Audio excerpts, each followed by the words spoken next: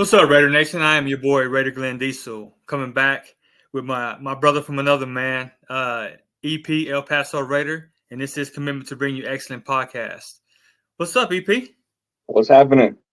Ready to roll, man. Ready to roll. Got a lot of stuff to to talk about. You know what I mean? Got a lot of stuff to catch up on, and it's only been what 2 weeks a week, and boy, has it been hectic. Man, let me tell you, it's been crazy, man. Like I said, we've been away for a while. We had a lot of stuff that we didn't want to talk about.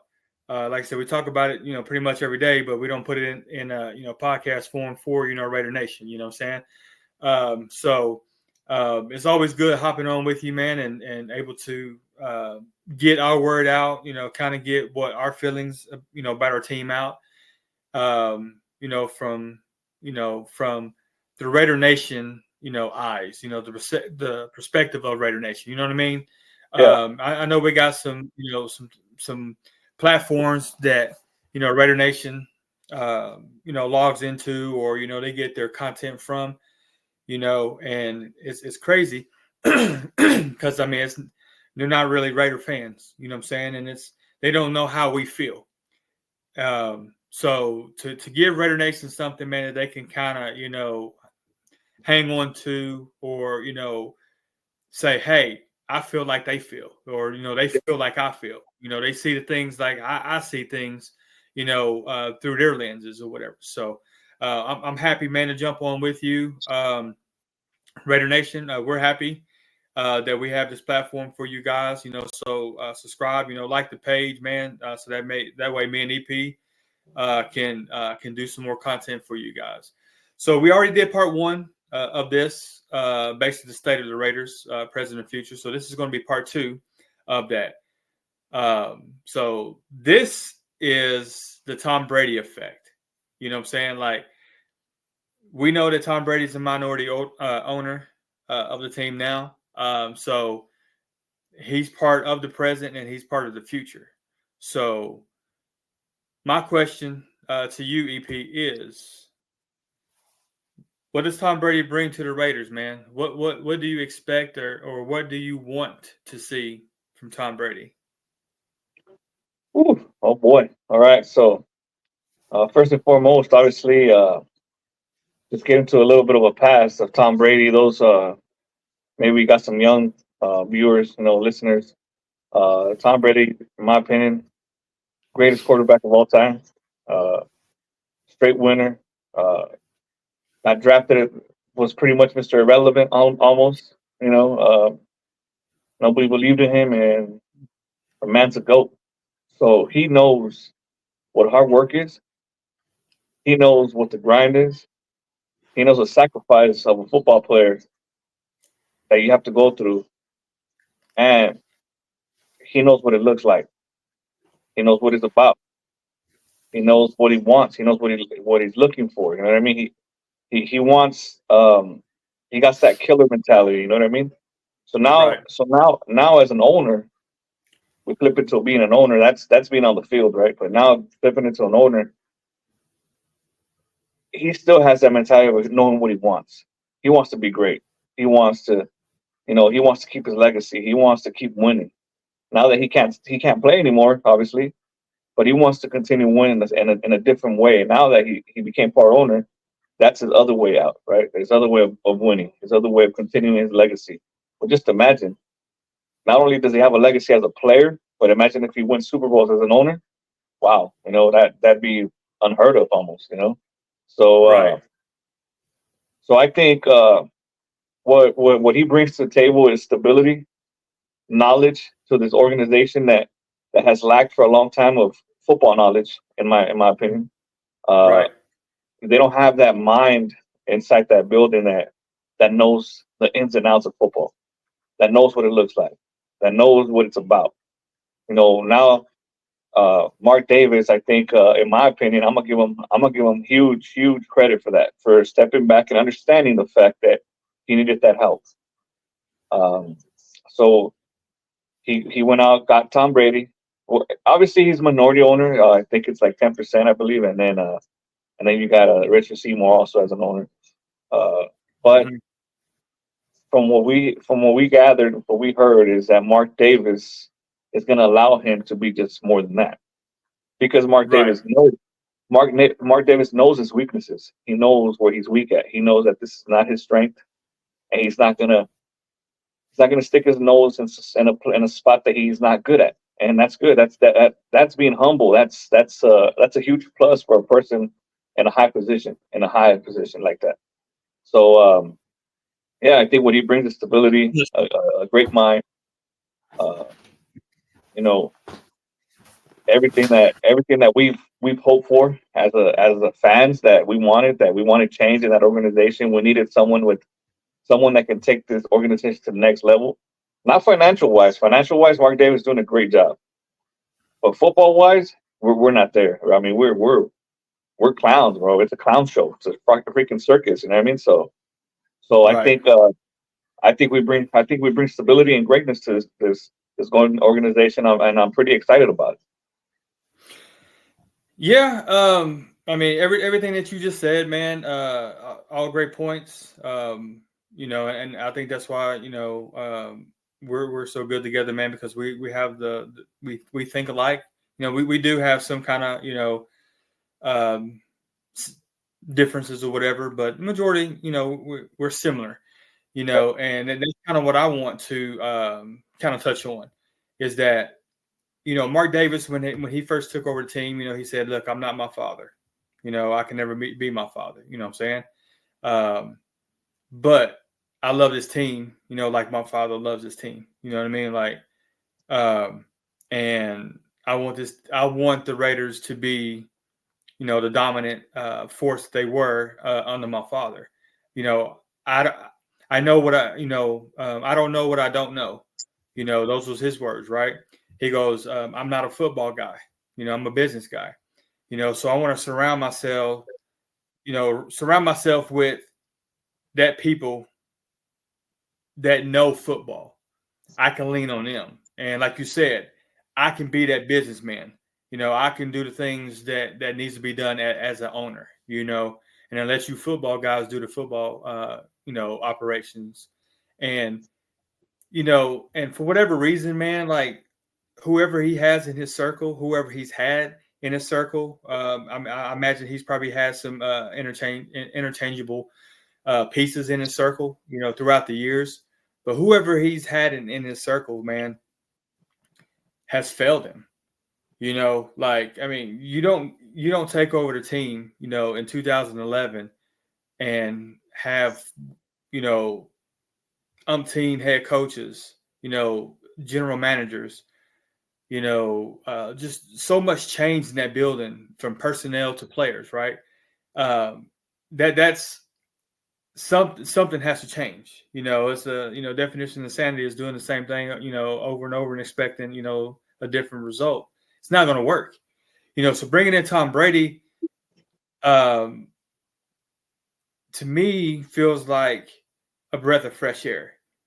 To all the points that you said, because man, I was out, bro. Like I told you, man. Like I'm 50. You know what I'm saying? I've been a fan since I was 8 years old. My oldest son's name is Marcus Allen. That's how much I'm embedded into the nation. To name my your own child, Yeah, after a Raider player, that's who influenced me. That's who got me into loving the Raiders is watching Marcus Allen. And to see this team be so bad and and Mark say like, hey, I want to bring it back to prominence again. I'm gonna surround myself with football minds. Who are you surrounding yourself around? So to bring in Tom Brady, that helped me get back to okay, from jumping off the deep end. You know what I mean? Like just throw my hands up and say, you know what, I'm done. And it's tough because I didn't see any end, or no light at the end of this tunnel, right? And having Tom Brady in the building and having him as a minority owner has brought that light. I can see the light. To give you some numbers, man, on Mark Davis, And what you were talking about and what I was talking about, since he's took over, the team ranks 28th in win percentage at a .403. Our points per game is 28th at 20.8. Our points allowed a game is 32nd, which is 26 points a game. Our point differential a game is 30th in the league at a minus 5.1. Playoff bursts, we're in a 5-way tie for 27th with 2 playoff bursts since he took over and no playoff wins. So for whoever he has in that building has to go. If that is letting Tom Brady, build, a new circle from what he knows, from what he sees, what it looks like for being in a building as long as he has, with the Patriots. He's seen what it looks like. He knows what it sounds like. He knows what it smells like. You know what I mean?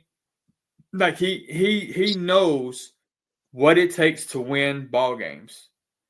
So to have someone like that inside the building that breathes nothing but winning, that does everything that he possibly can to win, is going to bring new life. It's like we were on like life support, and he is the guy that's taking us off life support and is pumping, getting our heart pumping again. That's how I feel of having Tom Brady in the building. Oh yeah, no, most definitely. I mean, you hit it right in the head with a breath of fresh air. I mean, boy, Raider Nation has been through some. I mean, I don't know if there's any other fan base other than the Browns that have been like this. You know what I mean? It's just been tough. It's been really tough. I mean, it's like a roller coaster that goes up, comes down, sugar high, nothing. I mean, and not only that, we're always in the headlines for the worst bad stuff, for the crappy stuff, not for the good stuff. I mean, so we're in the headlines in a bad reason, for the bad reasons. But I guess I'm hoping that this situation here is a step forward of what the future of this franchise holds, where things are going to change. You know what I mean? Where I think hopefully I'm praying and just holding that thought where we can be something else next year, starting next year. Start being a real franchise, like a winning franchise. We're good. Mark Davis is good in the money. He has a stadium. They're bringing it. They're racking up stacks. But the winning's not there. Like you said, you have to stats there. The winning's not there. That needs to stop. We need to be a friend. Now we need to be a perennial franchise that's constantly in the mix to win it all. Because we're tired of this. We're tired of this. You know, there's other talks that we're gonna have about what we want to do moving forward. But I just hope Tom Brady can and I do think that that's what he saw. I mean, some people can say, oh well, he just wanted to be minority owner because he just wanted to be an owner. I mean, he has money to do that. No, the dude knows what he wants to do. You know what I mean? He's not just. He could have gone to any other team then. You know what I mean? He could have gone to the Patriots. He could have gone to somewhere else and say, you know what, I want to be 10% owner here. But I think Mark Davis is the one that actually really talked to him about it and gave him that chance. That you know what, I would like you to come in. Um, you'll have control of this too. You know what I mean? And who knows? Maybe when Mark Davis wants to hang it up, it's passed on to him. So Right. So this is a, I think this is a win-win situation. I obviously I don't want to go too far because I don't want to be disappointed like always. That's the problem with the Raiders. We always, oh yeah, we can do this, we can do that, and then just something just hits us always. You know what I mean? Right. So Absolutely. I want to temper my expectations, but I do have this different feeling that this team is finally in the right direction. Yeah. I mean, I agree. I agree. Like it's, like Mark Davis was gushing. He was smiling from ear to ear whenever Tom was introduced. And then it showed him walking in the building. He had all the staff, he had all the coaches, and executives and everything there, greeting, Tom when he walked in the building, you know what I'm saying? And and he was like, hey, to have someone like that, be, by my side, as a minority owner, and then he's like, like we traded Devontae Adams for something like that. I mean, I don't want to, Yeah, like for mix Tom his Brady. words. Like I think he said something like we traded, Devontae Adams for Tom Brady. Yeah, Saying like, and so he was just like, hey, I'll take that trade off. Devontae Adams for yeah, Tom Brady. You know what I mean? yeah. And then he also said that about quarterback. He's like, it's not a secret. We need a quarterback, and what better person to have in the building, and be involved. He will be involved in helping us get our quarterback of the future. And maybe That even is training. there. He said, Yeah, and to train from, so yeah, I was like, wow, what I'm saying? Like he's already saying, hey, Tom, here's the keys, to this Lambo. You know what I'm saying? Drive it, take control.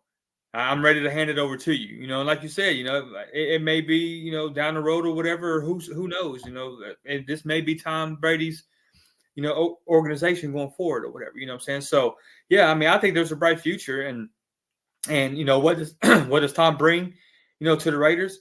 He brings, like someone that knows how to evaluate talent. You know what I mean? Like he's been there, he's done that. I mean, the man like sleeps, breathes, eats football. And I think that's that was one of the things, man. Like that Brady effect, when it like he had that documentary or whatever, where he was always constantly watching film, like always. That was his life. And he's talked about that he had to give up a lot of sacrifices, with his wife and kids, and I think that may have been some things that have what happened in their relationship. You know what I mean? Like, he missed out on a lot of his kids' his activities and stuff because that's all that man thought about was football. Even when he was home, it was football, right? So the man knows how to evaluate talent, and it. Gronk talked about it on Kay Adams' show. I think it was whenever the news came out that he was, that he finally signed off on, being finalized. He's like, man, he's gonna help change that organization. He's gonna help get talent in that building because he goes, I've been in rooms with him, and it'd be some times where like he'd call me into and say, hey, so and so, this defensive end or this linebacker, this safety or whatever, he's gonna do this. Be ready for this. Do this move, or he knew their weaknesses. He knew their strengths. He knew their weaknesses. He knew how to put us in position to win every play. And I was like, wow, Tom, like seriously, like he's man. I know this whole team. I know every team, every player on this team, their weaknesses, their strengths. I know the coach's weaknesses and strengths. He goes, we're gonna pick them apart. He goes, and that's what the Raiders are getting. This is what Gronk was saying. He goes, that's what the Raiders are getting inside that building. It's somebody that has a mind for football, that understands, players, how to bring talent. He can help the scouting department. You know what I'm saying? As far as AP or whoever the head coach is. If it's not AP going forward, we don't know the status of AP if he's going to be brought back. But in this episode, we're gonna say AP because he's there.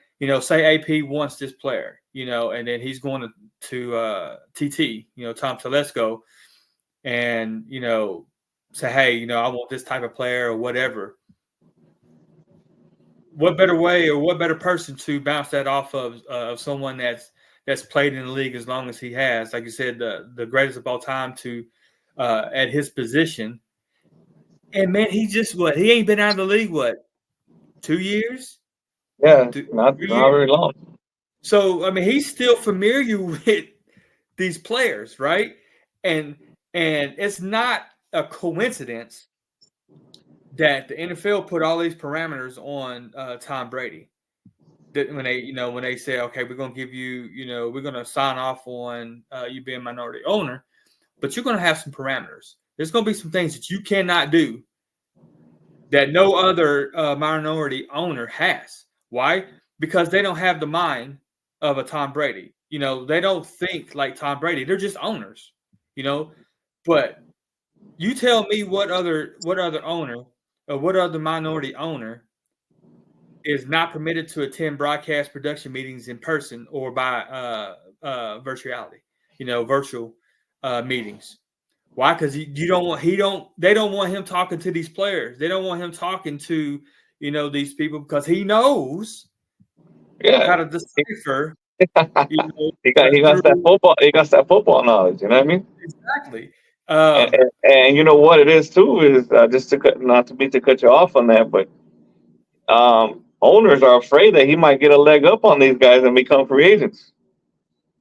Yeah, exactly. Be- He can't because go to the facility. Like he is not allowed to go into the facility. He is not allowed to see practice. He is not allowed to be around the players whatsoever. And I thought that was kind of like um raised my eyebrow type. Antennas going up like, okay, well, these mofos know that if they let Tom Brady get around these players or let Tom Brady be in these production meetings or let Tom Brady be around practice, he is going to see things. You may see somebody on the damn practice squad that's not even playing that says, dang, okay, hey, you might want to check out so and so on the Vikings practice squad. You know what I mean? So yeah, yeah, of course. it's just weird that they put that in there, but I understand it. I mean, it's you got to protect the shield, and that's what the NFL is doing. It's like, hey, we're gonna let you be minority owner. We're still gonna let you keep your job for Fox, but we're not gonna let you do any of this other stuff here because we cannot allow you to enhance your team.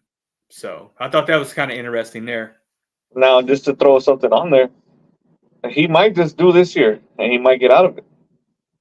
He He might get may. out of the, he might get out of the, I mean, I know he really likes it, but he might get out of it just because of those restrictions. Because think about this: if he's a minority owner and he gets to go out to the fields, like say for example, Mark Davis, you see him at the stadiums with the connecting with the owners and all that stuff. In that case, he can see other players there. He can actually see Right. them.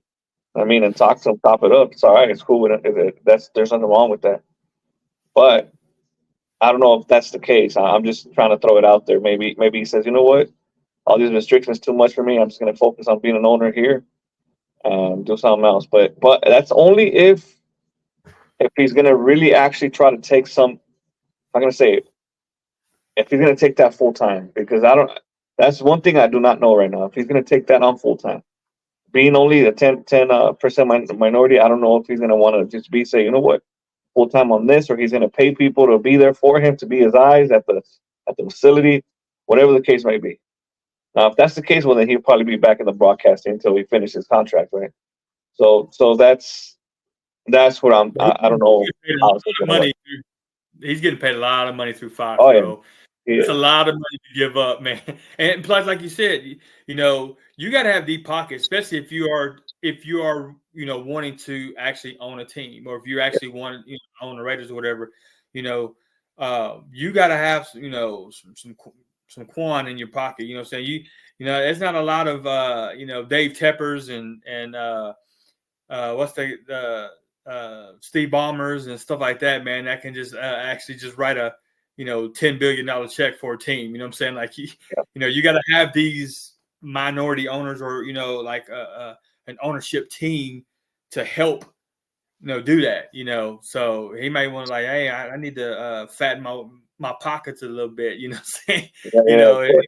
you want to get down that road or whatever. So like that'd be hard to kind of walk away from. But like you said, if he's really interested and that's something that that he's passionate about, that this is what he wants to do for his future, then yeah, you know, Yeah, if and if I can probably see it also maybe 3 to 4 years from now. You know what I mean? Maybe right, five. Like I right, said, maybe the duration of his contract, he can probably start thinking about that and maybe become more of an owner. Because I know for a fact that I think there were some limitations of someone becoming an owner. I think you got to start off with like 10% and then move yourself up. So I think that's also another situation in that case, and in this case. So I think it's just a matter of time where he's just going to keep applying for a little bit more ownership if Mark Davis is willing to, which it looks like he's all for it. You know what I mean, I think like I said, Mark Davis obviously does not have any family from our understanding. So who would he leave that to? You know what I mean? So that's what Right. he's planning on. He's planning on his future too, on Mark Davis' future. You know what I mean? Mm-hmm. So yeah, we'll see. I mean, it's going to be very interesting for sure. The next couple of months actually, because we're already almost done with this year. So it's going to be pretty interesting to see what's going to happen here moving forward after the season done. You know, we got Black Monday coming up in what 6 weeks maybe. So Yeah. pretty No, much. I think it's what, 7 games left. Yeah. So So yeah, I mean it's gonna be very interesting, and I do hope that he puts his mind to it and he puts a lot of effort to it, which I do believe he will because that's who Tom Brady is. Tom yeah, Brady is all about grinding, and I guarantee you this. Like we said, we're talking about AP because he's still here. If AP is here, if he Tom Brady expects the grind. Even if you're here right now, even if he just started being an owner, if he's in that building and he doesn't see you grinding, it doesn't sit well with that man. Does right. not sit well with that man. Yeah, So we gotta we know for a fact that starting the season next year, starting off fresh, and I'm pretty sure at that time, once Tom Brady, once they're off from the broadcasting, because I think he's only doing football broadcasting, right? yeah. That's It's just that. For as football. far Sorry. as I know, that's all he's doing or he's signed up for. But So once Fox is done with his broadcasting, his off time is going to be with his family and the Raiders. So once he's there, we're going to see what it really is about. We're going to see, and if he brings back AP, that means that he sees AP being a grinder. You know what I mean? So that's another thing. But if not, I can tell you right now that he's looking for the men inside that building, whatever, everybody in there. That's including Telesco, which I hope there's something wrong with him, but and I'm sure Telesco's a grinder himself, you know. So everybody from the top, he's gonna look at everybody and he's gonna see, okay, I want to get down with the grinders here, and that's what he's gonna look for. He's gonna look for all the people that actually grind and they're putting their foot down for this organization. He wants this organization to be good, to be great, and that's what he's gonna right. look for. And if you and he's that person, man, where that's the greats. That's the one of ones, the one that actually, what I'm saying, that is in the conversation of the greatest of all time. That's how they think, that's how they're wired, right? And I think he made a comment before. I mean, this is way back when he was playing. He's like, look, he goes, if you're not doing this to be great, then what are you doing it for? If you're not stepping out at your job or anything, even in life, if whatever you're doing, if you're not doing it to be great, what are you doing it for? Because you're wasting your time and you're wasting the people's time uh, that you're working for. Yeah. And that's how he thinks. And like you said, if he's walking around that building and Yep. he's seeing that not being done in the building, best believe, you know, you're gonna have to go because he wants, like again, this is his legacy, this is his name on it now. You know what I mean? Like people are gonna be looking at him, now like, hey, you're part owner of this, whatever. You're allowing this, you're allowing, mediocrity, from your team and stuff like that. So, yeah, if you're not giving it your all to be great, to try to be great, and yeah, you won't be there. And the third thing that I want to kind of touch on, of what Tom Brady will bring to the Raiders is, again, we need a quarterback. And Yep. what better, person to pick the brain of a quarterback than, the best to ever do it. So he'll be there. He'll be, he can be in meetings or he can be around the building. He can be, a sounding board for, that young quarterback to pick his brain from, or after a game, sit down with someone. Okay, what did you see in this play, or what did you see? Why did you do this? okay, well, do it this way, or next time you see this, you know, have this in the back of your mind. You know what I mean? Like just have different things. You know what I'm saying? Like because Tom Brady's whenever he was quarterbacking, man, the whole thing with him is to keep the chains moving. Yeah. We got to get first downs. We got to like however you got to do it. That we got to keep. We got to keep getting first downs.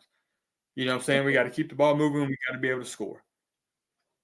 So he always had different things. Like to look at coverages and see what coverage they were in. He always had like different plays in his mind. Okay, hey, I know how to beat this. Hey, signal. So you will be able to help that young quarterback be able to see things differently.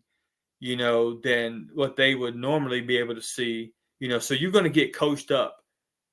By one of the greats. Help guide him through certain situations and stuff. So that's what I'm excited about because do we really have confidence? Just say like Tom, just take Tom out of the equation right now. Just saying, who's in the building now? Do we really have confidence in that young quarterback is going to be set up for success and be able to be developed into an elite quarterback that we so much starving for? Yeah, I totally agree. I mean, so are we going to switch to how can I say it? We can't. Well, I wanted to kind of bring something up about Tom Brady actually before we move. Um, I sent this what's it called, this video of Tom Brady, because this man is actually also a great motivator of men, a great leader of men. Um, there was a speech that I know I sent out to on our text messages that he pretty much said, um, if you don't wake up every morning with a purpose, then what are you doing in life? Just like what you said. Says I wake up every morning thinking my purpose is this, and I always say, God, give me the toughest battle right now because I want to beat it. I mean, Mm-hmm. that's the man talking like that. You know what I mean? So every day, Right. give me the toughest battle because I want to beat the toughest battle every day on the daily basis. And that's what he thinks, and that's just a little kind of nugget on another thing that he brings to the table. A great motivator, a great listener, a great leader of men. Like, what else can you not want to have in that organization? You know what I mean? Like, I mean, this you're gonna have our players actually having a man like that to lean on. You know what I'm saying? So I'm excited. I'm excited. So now where we stand now as a team, and now with Tom Brady out, with Tom Brady in here, and kind of switching the conversation, do we tank or do we try to win? Right? That's what we're talking here. Now, I'm I'm in a position where I'm done for the season. I know a lot of Raider Nation. Most of the Raider Nation are kind of in this same track now, you know. But some are still like, nah, we need to win out. We need to win out. Win out for what? What I want to say. Mm-hmm. What's the sole purpose of win out? Because to me, winning out right now, well, there's 7 games left. We're 2-8, or 2-9, 2-8, 2-9, whatever. You got to win the next 7 games, and even if you win them, that's only nine wins. That's the I doubt that gets you in to the playoffs because you still Mm-hmm. have all the games we've lost. You still have tiebreakers. You still have all this other stuff. So what are you trying to do here? You're trying to, like you said, the rule of insanity. Keep doing the same thing and expect different results. How? Mm-hmm. Right now we're sitting perfectly at the number 4th pick, correct? Yep. And No, we're 5 now. we're 5. No, I think we're still 4 Yeah, we because slid down. I think we're 4 because I think the Jaguars are still there, Titans there, uh, the Browns and okay, you're right, we're 5. We're 5. Okay, so no, I think we're 4. G, I got to look into that. well, whatever the case may be, we're still there. We're top 5, right? Mm-hmm. We're top 5 Mm-hmm. in position, draft position, and with the what's it called, with the chance of becoming top 2, even number 1, because you still got the Mm-hmm. Jaguars and the Titans. The Jaguars and the Titans got to face off each other twice this year, twice. Yeah, Patriots is in the top 3. No, Patriots won a game though. They actually have three wins, so they move. All right, So we're number 4, go ahead and finish your point. I'll look it and up real quick. we're number 4, and so now the Jaguars Titans gotta play each other. So if they split, they'll have one more win more than us. So that means that the Browns become number 1, and we become number 2. So that, I mean, why don't you want that scenario? You know what I mean, they Mm-hmm. split, they got one more win than us, and we move up. So losing out, it's the best case scenario for the Raiders, for the future of the Raiders. The greatness in the Raiders is in this future, and this is it. This is where we need to be. We need that quarterback. We need that quarterback to get seats to sit down in Allegiant Stadium, because right now it's opposing teams, not Raider fans. You want Raider fans to sit there? Get them a quarterback.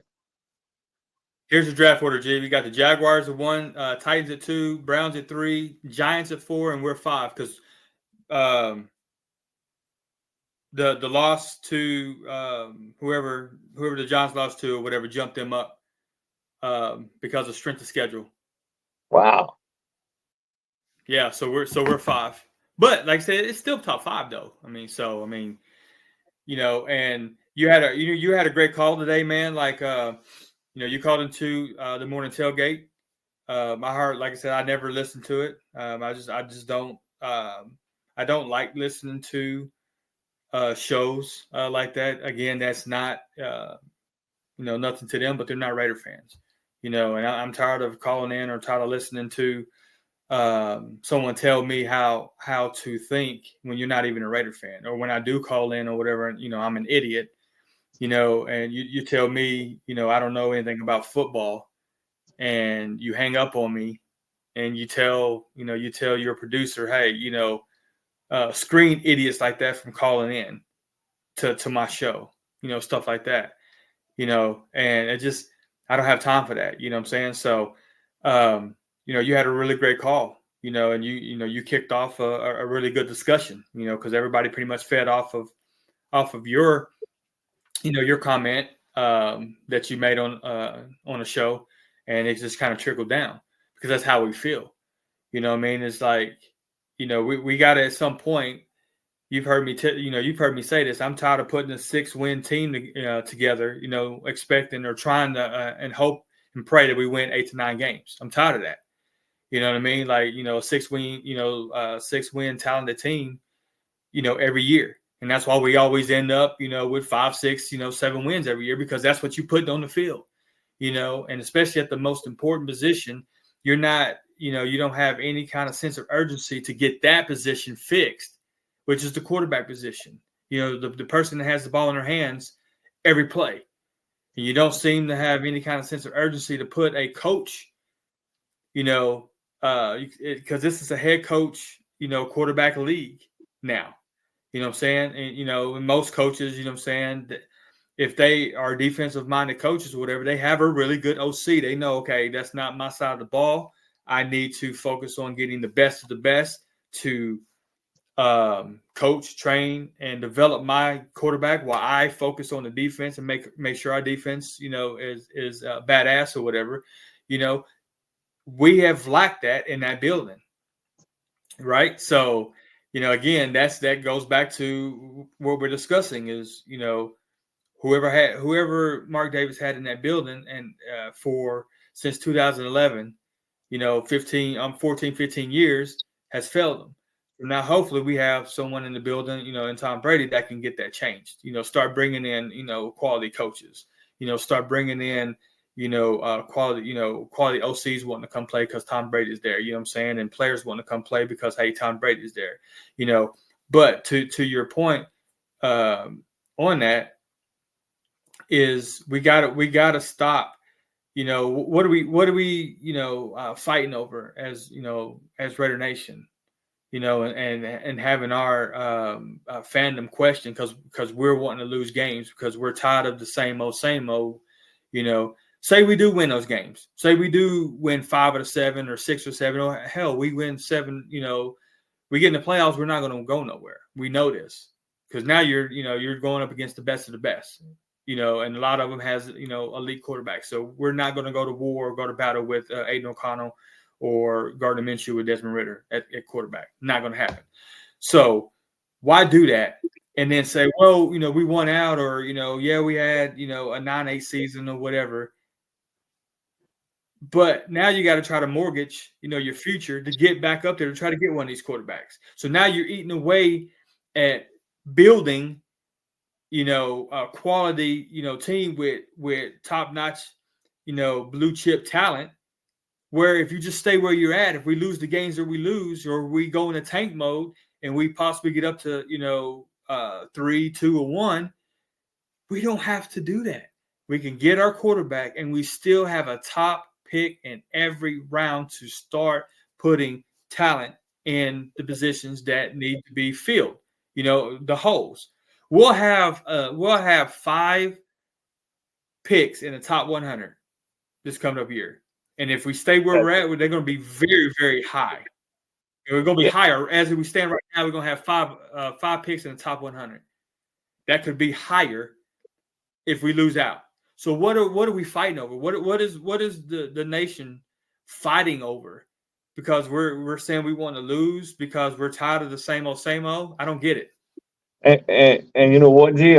Actually, the morning tailgate is kind of like on this topic. They actually been on more towards my side. You know what I mean?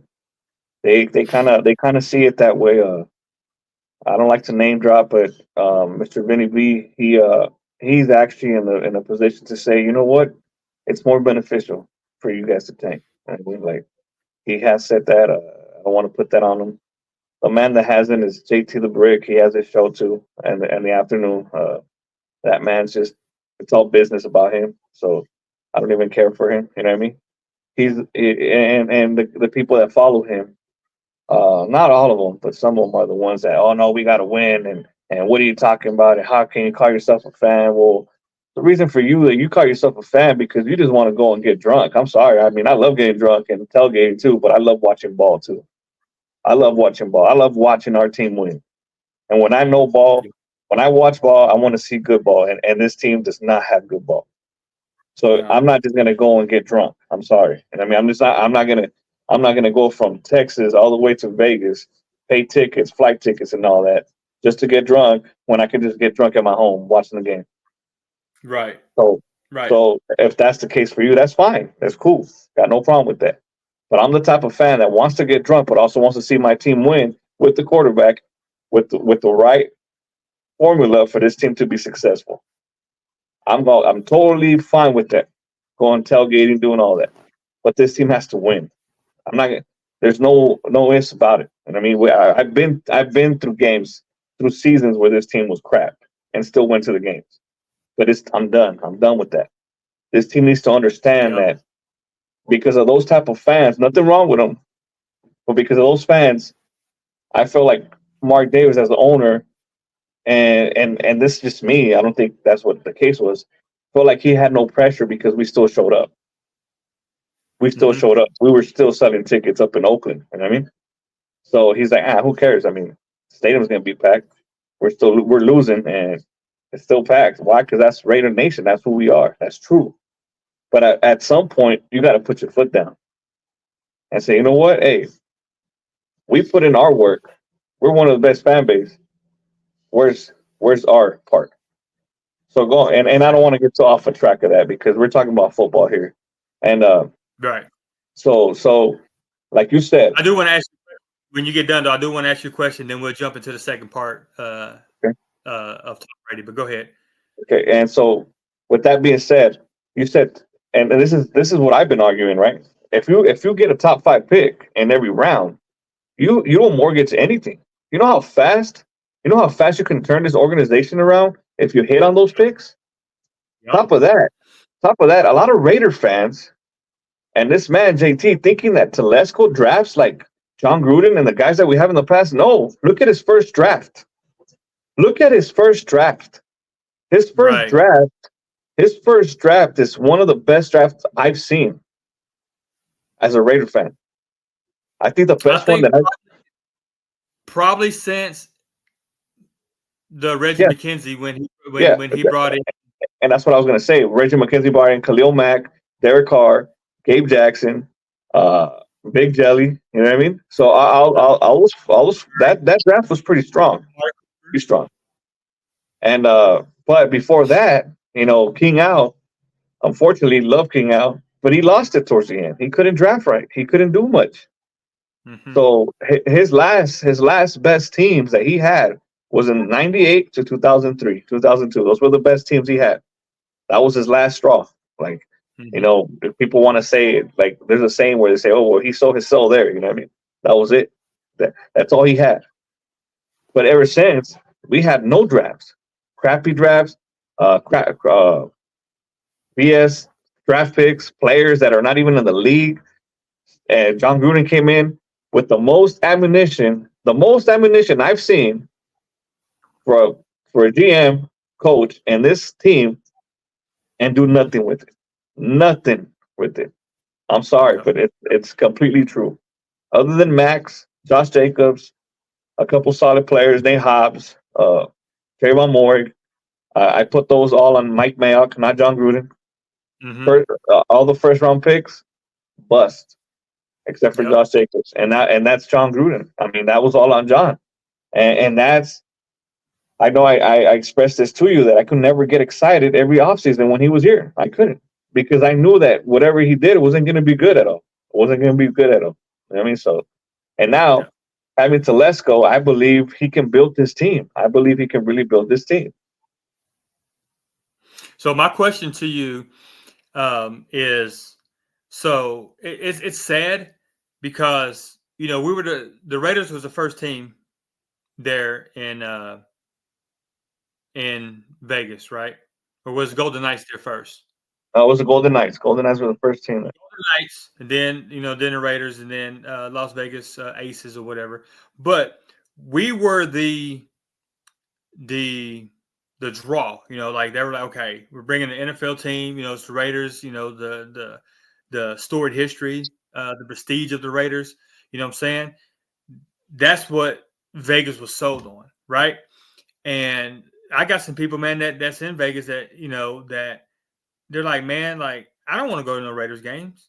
What I want to go to Raiders games for? A lot of the Raider fans, Raider Nation were selling their tickets, and selling them to it's like a tourist town. Everybody wants to go to Vegas to go watch their team play because it's Vegas. So Mark's making his money, but it's not Raider Nation. It's not the fan. We're not blacking out that stadium. You know what I mean? We was back in Oakland. So and it's sad because the Aces has won championships, the Golden Knights has won championships, but we were supposed to be the big dogs. They were the little fish in the sea. We were the big dogs, and we're not holding up the end of our bargain. So my question to you is, don't you think that if we had a young quarterback, just say, don't you think that that Washington feels good about? They were a doormat for years. They had to go in there, and basically NFL had to come in and strip them away from the ownership. You know what I'm saying, and bring in a whole new ownership team or whatever because they were that bad. And look where they're at now. Don't you think there's excitement because of Jaden Daniels? Don't you think Oh, that Denver is excited now because they got Bo Nix and they see a future? Don't you think that New England, is like, oh my God, we got like Drake May. Don't you think there's excitement in that fan base? What do we have to be excited about? So my question is, if we had a young quarterback, do you think that we'd be excited? Don't you think that people would keep their tickets and go watch the games and not sell them off if we had a young, franchise quarterback that we can get excited about? now we do have something to get excited about. Mr. Brock Bowers, kid is a stud. You know what I mean? So, He, that, that he is. He's basically generational, bro. But how more exciting than when you have a connection with a Shador Sanders to Brock Bowers, Exactly. Cam A Ward. Cam Ward to Brock Bowers, a Jalen Milroe to Brock Bowers. I mean, this just makes sense. It makes all the sense. You know what I'm saying? Like when you go buy a house or a car, say you go buy a car and you want this shiny car, but there's the same exact car. There's two exact same cars right next to each other. Just one has all the luxury, the other one doesn't.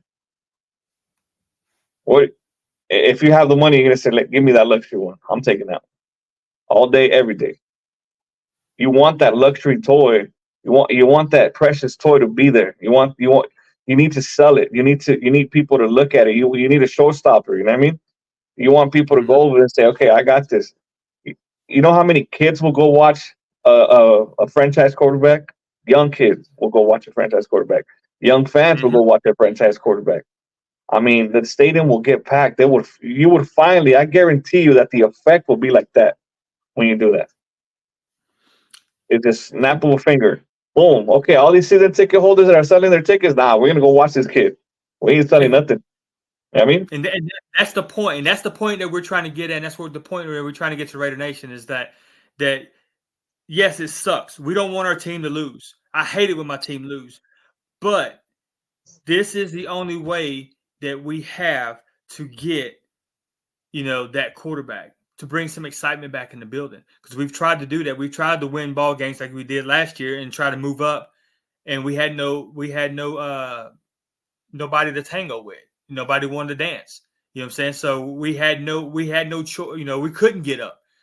Don't put yourself in that situation again. So, all right. So, Raider Nation, we're going to come back with part 3 of this Tom Brady effect. I know we kind of went off a little bit, but we want to kind of throw that in there because that is part of the present and the future.